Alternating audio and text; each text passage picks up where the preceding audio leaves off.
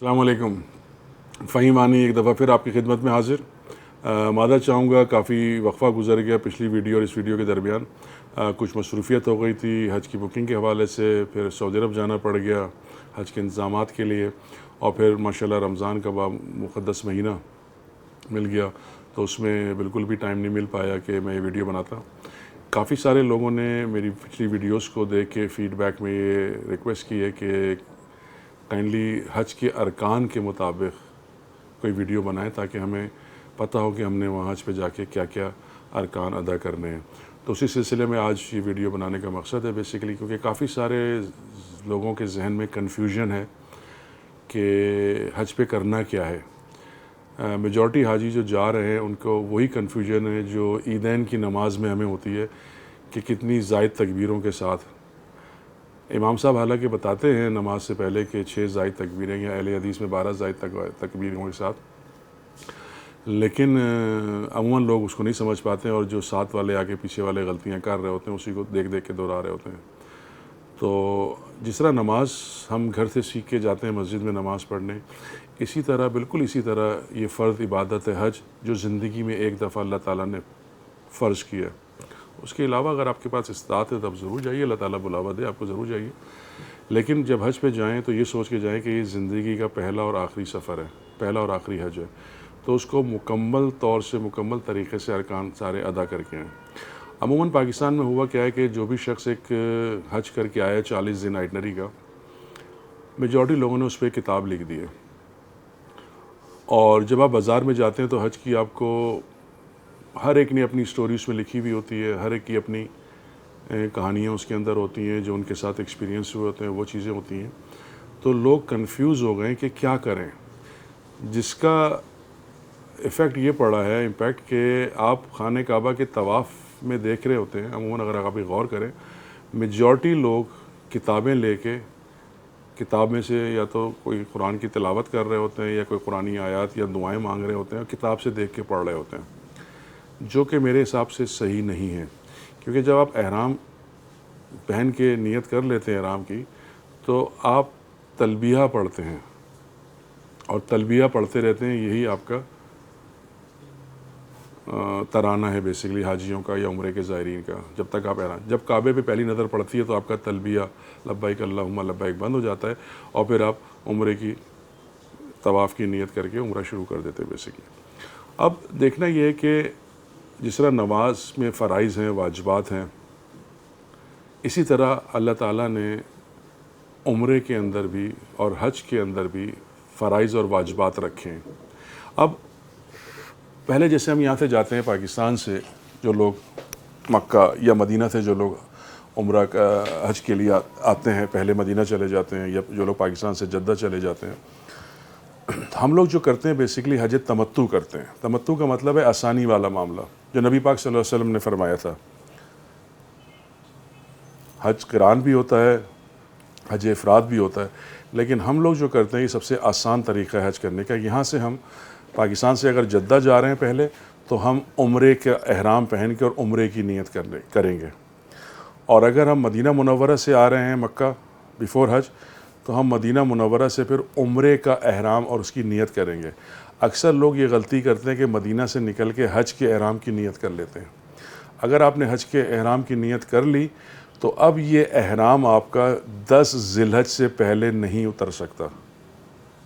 تو یہ 8-10 دن کا وقفہ ہوتا ہے، جو کہ بہت، کیونکہ احرام کے ممنوعات بھی ہیں کہ آپ احرام کی حالت میں کیا کر سکتے ہیں، کیا چیز آپ کو الاؤ ہے اور کیا چیز ممنوع ہے، ناٹ الاؤڈ، پروہیبٹڈ ہے. یہ ساری چیزیں آج اس ویڈیو میں انشاءاللہ میں آپ کو بیان کروں گا.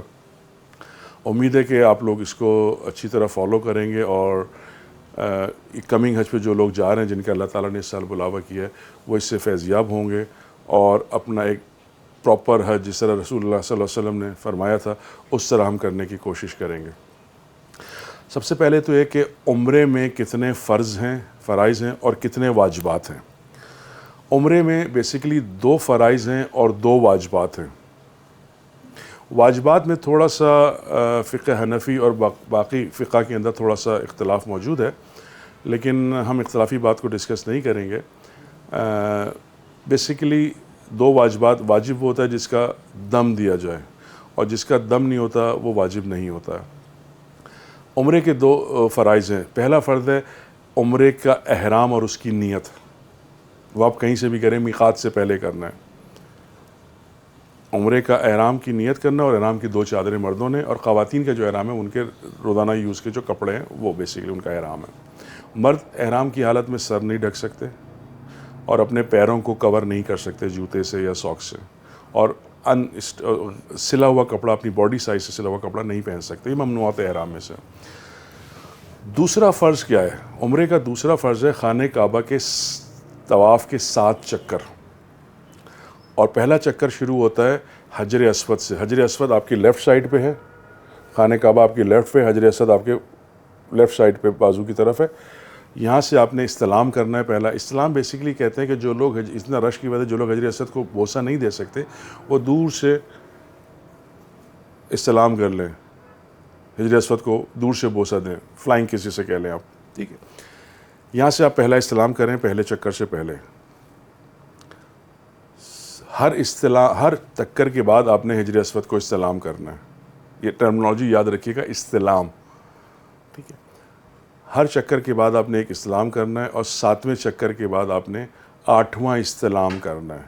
آپ کا عمرے کا طواف، عمرے کے دونوں فرائض آپ کے پورے ہو گئے۔ تو 7ویں چکر کمپلیٹ ہونے کے بعد خانہ کعبہ کے طواف کا آپ 8واں اور آخری استلام کرتے ہیں۔ آپ کے 2 فرائض عمرے کے پورے، جو 2 فرائض تھے وہ دونوں پورے ہو گئے۔ پہلا احرام اس کی نیت تھی، اور دوسرا عمرے کے طواف، خانہ کعبہ کے طواف کے 7 چکر۔ تو 7 چکروں میں 8 استلام ہوتے ہیں، یہ یاد رکھنے کی چیز ہے۔ اب اس کے بعد جو دوسری چیز آپ نے کرنی ہے، جس کو میں نے پہلے کہا تھا کہ احناف کے نزدیک مقام ابراہیم پہ 2 رکعت نماز نفل پڑھنا جو ہے واجب ہے۔ باقی تمام فقہ کے اندر یہ سنت ہے 2 رکعت نماز نفل پڑھنا مقام ابراہیم کی، لیکن چونکہ مطاف کے اندر اس قدر رش ہوتا ہے تو آپ پورے مطاف میں مقام ابراہیم کے پاس پڑھ بھی نہیں پائیں گے، اور جو وہاں کی پولیس ہے، شرطہ، وہ آپ کو پڑھنے بھی نہیں دے گا، کیونکہ آپ دوسرے لوگوں کے طواف میں رکاوٹ پیدا کریں گے، جس سے اسٹمپیڈ ہونے کا خطرہ ہے، بھگدڑ مچنے کا خطرہ ہوتا ہے۔ آپ کو حرم شریف کے اندر یا صفا مروہ پہ کہیں بھی جگہ ملتی ہے، وہاں پہ جا کے آپ 2 رکعت نماز یہ پڑھ سکتے ہیں۔ تو یہ سنت ہے بیسیکلی۔ میرے نزدیک تو اس کی اہمیت واجب سے بھی زیادہ ہے، لیکن احناف کا بنوری ٹاؤن کا فتویٰ ہے کہ اگر یہ کسی شخص سے رہ گیا اور وہ بھول گیا اور پاکستان واپس آ گیا، اپنے ملک واپس چلا گیا، تو یہ اس پہ ساکت رہے گا، یہ 2 رکعت نماز، اور وہ پھر اپنے ملک میں بھی ادا کر دے، لیکن اس پہ کوئی دم نہیں ہوگا۔ تو جب دم نہیں ہوگا تو میرے نزدیک آئی ڈونٹ نو، عالم کوئی بہتر بتائیں گے کہ پھر واجب کیسے ہو گیا، کیونکہ سورہ بقرہ کی آیت نمبر 125 کے اندر اللہ تعالیٰ فرماتا ہے، اور وہ وقت یاد کرو جب ہم نے بیت اللہ کو لوگوں کے لیے ایسی جگہ بنایا جس کی طرف وہ لوٹ لوٹ کر جائیں اور جو سراپا امن ہو، اور تم مقام ابراہیم کو نماز پڑھنے کی جگہ بنا لو۔ اور ہم نے ابراہیم اور اسماعیل علیہ السلام کو یہ تاکید کی کہ تم دونوں میرے گھر کو ان لوگوں کے لیے پاک صاف کرو جو یہاں طواف کریں اور اعتکاف میں بیٹھیں اور رکوع اور سجدہ کریں۔ تو یہ اللہ تعالیٰ کا ڈائریکٹ حکم سورہ بقرہ کہ ایک آیت نمبر 125 میں آ گیا کہ مقام ابراہیم کو تم نماز پڑھنے کی جگہ بنا لو۔ سو میرے نزدیک تو اس کی اہمیت بہت زیادہ ہے، باقی علماء حضرات بہتر تشریح کریں گے اس کی۔ لیکن اگر احناف کے نزدیک اگر مقام ابراہیم کی 2 رکعت نماز مس ہو گئی یا بھول گئے اور پاکستان واپس آ گئے تو اس کا کوئی دم نہیں ہے، پاکستان میں ادا کر دیں۔ یہ احناف کے نزدیک ہے، باقی فقہ کے نزدیک ایسا نہیں ہے، دم واجب ہو جائے گا۔ اب 2 واجبات ہیں بیسیکلی عمرے کے۔ سب سے پہلے کیا ہے؟ صفا اور مروہ کی سعی، جو کہ صفا پہاڑی سے لے کے مروہ پہاڑی تک 1 چکر، اور مروہ پہاڑی سے واپس صفا پہاڑی تک 2 چکر، اس کے 7 چکر آپ نے لگانے ہیں۔ صفا سے شروع ہوگی اور یہ مروہ پہ اینڈ ہو جائے گی، یہ واجب ہے۔ دوسرا واجب عمرے کا کیا ہے؟ حلق یا قصر۔ اب حلق کیا چیز ہے؟ حلق مطلب مرد اپنے بال سر کے شیو کرائیں یا اس کو ٹرم کرائیں۔ نبی پاک صلی اللہ علیہ وسلم نے جو دعا کی ہے 3 دفعہ، وہ ان لوگوں کے لیے کی ہے جنہوں نے عمرے پہ یا حج پہ اپنے سروں کو شیو کیا تھا، حلق کرایا تھا۔ اور آخر میں 4تھی دفعہ پھر جب صحابہ نے جنہوں نے قصر کرایا تھا، مطلب بالوں کی اپنی ٹرمنگ کرائی تھی، انہوں نے جب ریکویسٹ کی یا رسول اللہ ہمارے لیے بھی، قصر کرانے والوں کے لیے بھی، تو اللہ کہا یا اللہ ان کے لیے بھی مغفرت فرما دے۔ تو حلق کرانا جو ہے یہ نبی صلی اللہ علیہ وسلم نے اس کے لیے بہت 3 دفعہ دعا فرمائی ہے.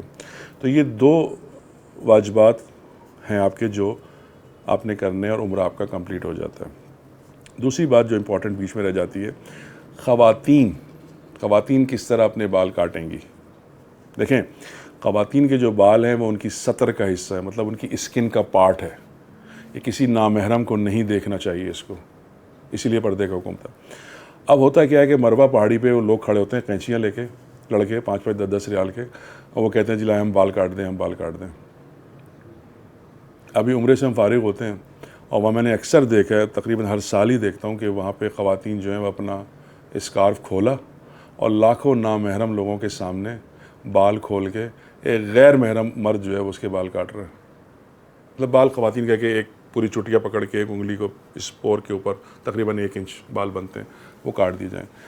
تو بہتر یہ کہ آپ اپنی رہائش گاہ پہ جائیے، وہاں پہ جو بھی آپ کے محرم آپ کے ساتھ گئے ہیں، شوہر ہیں، بھائی ہیں، باپ ہیں، بیٹا ہے، وہ آپ کے بال کاٹے.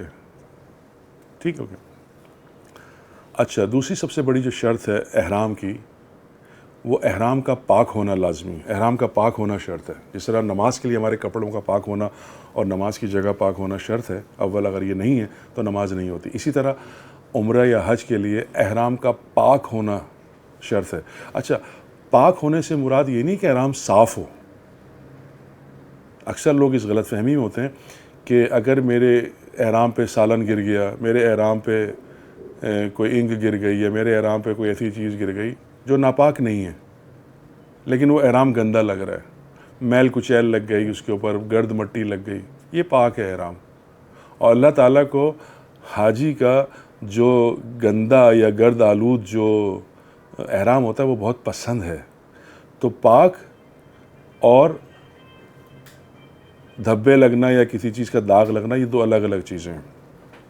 اب آ جاتے ہیں ہم حج کی طرف، کیونکہ میجورٹی لوگ حج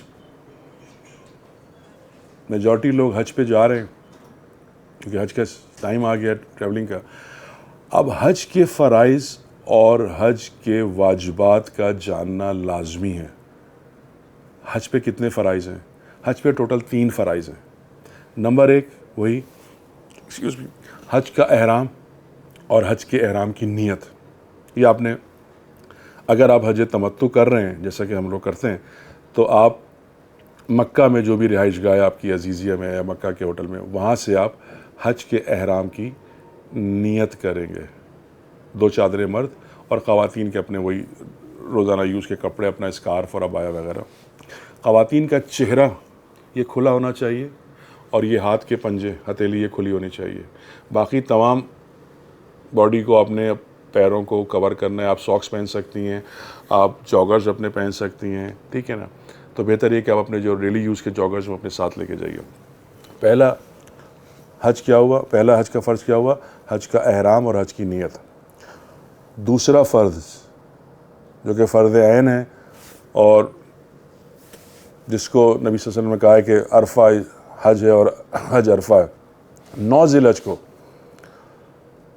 زوال کے بعد سے لے کے، مطلب ظہر سے لے کے اور مغرب کی اذان تک عرفات کے میدان میں 9 ذی الحج کو قیام کرنا، وقوف کرنا، یہ حج کا فرض عین ہے. یہ نہیں ہوا، حج نہیں ہوا. اس کا کوئی کفارہ نہیں ہے، فرض عین تھا. اگلے سال یا زندگی میں کبھی اور موقع ملے دوبارہ آپ کو دہرانا پڑے گا. حج ہوا ہی نہیں آپ کا، سارے پیسے ضائع ہو گئے. اصل فوکس یہ ویڈیو بنانے کا مقصد آپ کا پیکج چوز کرنا، آپ کا ہوٹل چوز کرنا، تمام چیزیں جو ہو رہی ہیں اس دن کے لیے ہو رہی ہیں، 9 ذی الحج کے لیے. اچھا، 9 ذی الحج کو ہم لوگ عموماً ہر چیز کو ایکسٹریم پہ لے جاتے ہیں کہ اگر میں زوال کے وقت نہیں پہنچا، ظہر کی اذان ہو گئی تو میرا حج ضائع ہو گیا. نہیں، ایسا کچھ نہیں ہے. نبی صلی اللہ علیہ وسلم نے اپنی زندگی میں ایک ہی حج کیا تھا جو عالم اسلام کا دوسرا اور مشترکہ اگر کہا جائے ہجرت کے بعد تو وہ تیسرا حج تھا. پہلا حج تو مشرکین اور مسلمانوں نے مل کے کیا تھا. دوسرے حج پہ نبی صلی اللہ علیہ وسلم نے ابوبکر صدیق رضی اللہ تعالیٰ عنہ کو امیر حج بنا کے بھیجا تھا. اور تیسرا حج جو تھا ہجرت کے بعد، اس میں نبی صلی اللہ علیہ وسلم، جو کہ آخری حج تھا نبی صلی اللہ علیہ وسلم کا،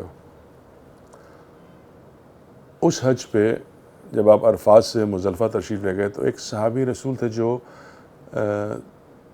طائف والی سائڈ کے پیچھے سے اس طرف سے آئے تھے، اور ان کو راستے میں دیر ہو گئی تھی، تو جب وہ عرفات پہنچے تو نبی صلی اللہ علیہ وسلم کا پورا قافلہ وہاں سے کوچ کر کے مزدلفہ چلا گیا تھا، تو ان کی ملاقات نبی صلی اللہ علیہ وسلم سے مزدلفہ میں ہوئی۔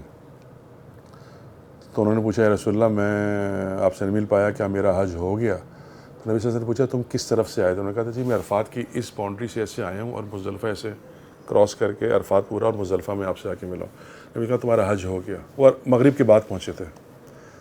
تو اس میں اتنی گنجائش نبی صلی اللہ علیہ وسلم نے رکھی ہے، تو اس میں کوئی لڑائی جھگڑا نہ کرے اپنے گروپ آپریٹر کے ساتھ، کیونکہ ٹریفک پہ کسی کا کنٹرول نہیں ہوتا۔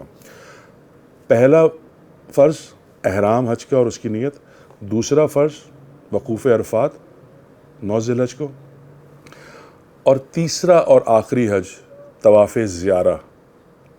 طواف زیارہ بیسیکلی پورا عمرہ ہوتا ہے بغیر احرام کی حالت کے۔ آپ سمجھ لیں عید کے کپڑوں میں آپ نے مکہ جا کے 7 چکر کعبے کے اسی طرح طواف کرنا ہے اور 7 چکر صفا مروہ کی دوڑیں کرنی ہیں، ٹھیک ہے؟ یہ طواف زیارہ کہتے ہیں اس کو، اور یہ حج کا تیسرا اور آخری فرض ہے۔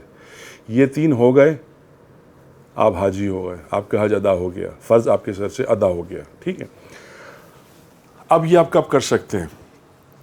طواف زیارہ 10 ذی الحج کو، 11 ذی الحج کو اور 12 ذی الحج کی مغرب کی اذان سے پہلے آپ شروع کر سکتے ہیں۔ یہ 3 دن آپ کے مارجن ہے، لیکن میجورٹی 80% لوگ 10 ذی الحج کو کر لیتے ہیں، کیونکہ اب ٹائم پیکج اتنے شارٹ ہو گئے ہیں کہ 12 ذی الحج کو آپ حج سے فارغ ہوتے ہیں، 13 کا ایک آخری دن ملتا ہے طواف وداع کے لیے، اور پھر 14 کی فلائٹ ہوتی ہے نارملی، جو شارٹ پیکیجز ہیں، تو جس کی وجہ سے عموماً میجورٹی لوگ، میں خود بھی کوشش کرتا ہوں کہ 10 ذی الحج کو کسی طریقے سے میں طواف زیارہ کر لوں۔ یہ ہوئے 3 فرائض۔ اب حج میں واجبات کتنے ہیں؟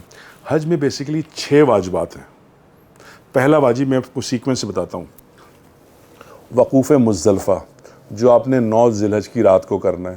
جب آپ عرفات سے واپس آ رہے ہیں تو رات آپ نے مغرب کی نماز مزدلفہ میں ادا کرنی ہے، قضا نہیں پڑھنی ہے اس دن، اور ایک ہی اقامت سے دونوں نمازیں، مغرب کی بھی سلام پھیر کے اور عشاء کی 2 رکعت قصر نماز پڑھنی، کیونکہ سارے مسافر ہیں، میجورٹی مسافر ہیں بیسیکلی، ٹھیک ہے؟ تو یہ، اور یہیں پہ آپ نے شیطان کو مارنے کے لیے کنکری چننی ہے، تو یہ پہلا واجب ہو گیا۔ دوسرا واجب حج کا ہے سعی، صفا اور مروہ کی سعی، جو طواف زیارہ کی سعی ہے وہ واجب ہے بیسیکلی۔ جب سیکوینس میں کہیں تو دوسرا واجب ہے رمی جمرات۔ 10 ذی الحج کو طواف زیارہ سے پہلے احرام کی حالت میں جب آپ ہیں، قربانی سے پہلے، تو آپ نے بڑے شیطان کو 7 کنکری مارنی ہے، یہ واجب۔ تیسرا واجب آ گیا وہی صفا مروہ کی سعی، 7 چکر۔ چوتھا واجب ہے 10 ذی الحج کو شیطان کو کنکری مارنے کے بعد احرام سے آزاد ہونے سے پہلے، حلق یا قصر کرانے سے پہلے قربانی، حج تمتع والوں نے قربانی کرنی ہے، ٹھیک ہو گیا؟ 5واں واجب کیا ہے؟ سر کے بال یا تو شیو کرانے ہیں یا ٹرم کرانے ہیں، چوائس آپ کی ہے۔ نبی صلی اللہ علیہ وسلم نے 3 دفعہ دعا فرمائی ہے جن لوگوں نے بال شیو کرائیں، حلق کرایا بیسیکلی۔ اور 6واں واجب ہے الوداعی طواف، جسے طواف الوداع بھی کہتے ہیں۔ اور ایک خیال رکھیے گا کہ الوداعی طواف کے لیے آپ کو اپنی رہائش گاہ سے خاص طور سے اس طواف کے لیے آنا پڑے گا۔ میں نے پچھلے سال حرم میں عالم دین سے میں نے پوچھا تھا مسئلہ کہ میری چونکہ فلائٹ ہے اور میری طبیعت ٹھیک نہیں ہے، تو میں چاہ رہا ہوں کہ آج میں طواف زیارہ کرنے آیا ہوں، تو میں عزیزیت دوبارہ آنا میرے لیے تھوڑا مشکل ہو جائے گا، تو کیا میں آج ہی الوداعی طواف کر لوں؟ تو انہوں نے سختی سے منع کر دیا، نہیں، الوداعی طواف کو آپ کو اسپیشلی اپنی رہائش گاہ سے آنا پڑے گا۔ آپ کسی اور عبادت کے ساتھ، کسی اور طواف یا عمرے کے ساتھ آپ اس کو نہیں مرج کر سکتے۔ تو مکہ چھوڑنے سے پہلے، اگر آپ مدینہ بھی جا رہے ہیں اور پھر واپسی آپ کی مکہ نہیں ہے، یا پاکستان واپس آ رہے ہیں، تو مکہ چھوڑنے سے پہلے آپ نے الوداعی طواف کرنا ہے۔ اس میں صرف طواف کے 7 چکر ہوں گے، اس میں صفا مروہ کی سعی نہیں ہوگی۔ یہ واجب، یہ 6 واجبات ہیں۔ یہ خیال رکھیے گا کہ کوئی بھی واجب چھوٹنے کی صورت میں آپ کو ایک دم دینا پڑے گا، اور وہ دم جو ہے وہ کم از کم 1 بکرا، ٹھیک ہے؟ تو 1 بکرا جو ہے 500-600 ریال کا آتا ہے، تو اب 40-50 ہزار روپے کا 1 بکرا ہوتا ہے، تو یہ خیال کیجیے گا، ٹھیک ہے؟ یہ تو ہو گیا عمرے اور حج کے فرائض اور واجبات، ٹھیک ہے؟ اب احرام کی حالت میں کیا چیزیں منع کی ہوئی اللہ تعالیٰ نے، نبی صلی اللہ علیہ وسلم نے کیا چیزیں منع کی ہیں، ممنوعات احرام کیا ہیں؟ سب سے پہلے کوئی گناہ کا کام نہیں کر سکتے آپ، نمبر 1۔ نمبر 2، لڑائی جھگڑا، گالم گلوچ، دھکم پیل، کسی دوسرے کو، کسی جاندار کو تکلیف نہیں پہنچا سکتے۔ کسی جاندار کو تکلیف پہنچانے سے مراد یہ ہے کہ آپ مچھر، کیڑے، حشرات الارض نہیں مار سکتے احرام کی حالت میں۔ اگر غلطی سے بے دھیانی میں ہو گیا، جی بے دھیانی کا ہی تو دم ہوتا ہے، جان بوجھ کے تو کوئی بھی نہیں مارتا احرام کی حالت میں، ٹھیک ہے؟ تو یہ بہت سختی سے اس کے اوپر، ایک مچھر مار دیا، ایک مکھی مار دی، ایک پودے کا درخت کا پتا توڑ دیا، 1 بکرا آپ کو، مطلب یوں سمجھ لیں کہ پر مسٹیک آپ کو جو ہے 40-50 ہزار روپے کی پڑے گی، اور یہ مساکین مکہ کا حق ہے، یہ وہیں آپ کو دینا، یہ پاکستان میں آ کے نہیں ہو سکتا، یہ غلطی وہاں ہوئی ہے، یہ اللہ اور اس کے نبی نے یہ حق مکہ کے مساکین کا حق رکھا کہ یہ دم وہیں دیں گے، وہیں کاٹیں گے، وہیں بٹے گا، یہ ٹھیک ہو گیا۔ دوسری بات، خوشبو لگانا، احرام کی حالت میں خوشبو لگانا یہ ممنوعات احرام میں سے، اس پہ بھی دم لگتا ہے، خاص طر جب آپ عمرے کا احرام کر رہے ہوتے ہیں، جب مدینہ سے آ رہے ہیں، پاکستان سے جا رہے ہیں، تو کبھی کبھی آدمی کو دھکا لگتا ہے، وہ خانہ کعبہ کے بالکل نزدیک چلا جاتا ہے، تو وہ آپ چھو لیتے ہیں غلاف کعبہ کو، خانہ کعبہ کو، آپ احرام کی حالت میں، اور خانہ کعبہ پہ اور غلاف پہ اتنی خوشبو عطر لگا ہوا ہے، وہ آپ کے ہاتھ سے لگ گئی، تو اب آپ کو دم دینا پڑ جاتا ہے، نمبر 1۔ نمبر 2، خوشبودار صابن لگانا، عطر لگانا، پرفیوم لگانا، ایون کہ علماء یہ کہتے ہیں کہ جو ماؤتھ واش ہم یوز کرتے ہیں اس میں بھی خوشبو ہوتی ہے، وہ بھی نہیں لگانا ہے۔ تو یہ بیسیکلی وہ چیزیں تھیں جو آپ کو بتانے کا مقصد تھا۔ اب انشاءاللہ ایک ویڈیو اور میں بناؤں گا جس میں آپ کو ڈیلی کہ پہلے دن کیا کرنا ہے حج پہ، دوسرے دن حج پہ کیا کرنا ہے، تیسرے دن کیا کرنا ہے، چوتھے دن کیا کرنا ہے، اور 5ویں دن کیا کرنا ہے۔ ایک بات اور، جو لوگ 12 ذی الحجہ کو مینا سے آخری کنکری مار کے آ جائیں گے، میک شور کہ آپ 12 ذی الحجہ کو مغرب کی اذان سے پہلے مینا کی حدود سے باہر نکل آئیں۔ اگر آپ احرام کی حالت میں ہیں اور 12 ذی الحجہ کو آپ مینا کی حدود میں ہیں اور مغرب کی اذان ہو گئی، اب آپ پہ ایک پلنٹی لگے گی۔ پلنٹی یہ کہ اب آپ نے 12 ذی الحجہ کی رات بھی مینا میں رکنا ہے، اور اگلے دن 13 ذی الحجہ کو تینوں شیاطین کو ساتھ ساتھ کنکری مار کے پھر آپ نے واپس آنا ہے۔ تو یہ بہت امپورٹنٹ چیز ہے، ان چیزوں کو ذہن میں رکھیے۔ باقی آپ لوگوں کے اگر کوئی سوالات یا کویشچن ہیں تو آپ پلیز کمنٹ میں ضرور لکھیے گا، انشاءاللہ میں کوشش کروں گا کہ ان کے سب کے جوابات انڈیویجولی بھی دے پاؤں اور اس کے اوپر ایک ویڈیو بھی بنا سکوں۔ باخر دعوانا ان الحمدللہ رب العالمین۔ السلام علیکم ورحمۃ اللہ رب العالمین۔